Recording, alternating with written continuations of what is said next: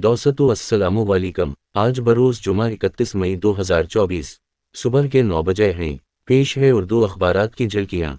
पेशकश व तरबीत जावेद जमालुद्दीन। सबसे पहले रोज़नामा उर्दू टाइम्स की सुर्खी।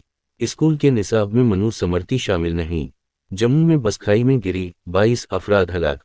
मोदी ने चुनाव के दौरान वजीर आजम के ओहदे के वक़ार को कम किया, खिल गए। मुल्क में इंडिया इत्तेहाद की भारी अक्सरियत से बनेगी, केजरीवाल। सेंट्रल रेलवे पर 930 लोकल ट्रेनें मनसूख। जिया शेख के कत्ल मामला में छोटा राजन को मक़ीद। अंजुमन इस्लाम के तहत नौजवानों की तालीम और रोजगार के लिए तालीमी मेला। जंग के भी उसूल हैं, फ़लस्तीनियों का वशियाना कत्ल काबिल कबूल नहीं। कनाडा। चीन ने गजा में जंगबंदी के लिए आलमी अमन कॉन्फ्रेंस के इनेकाद का मुतालबा किया।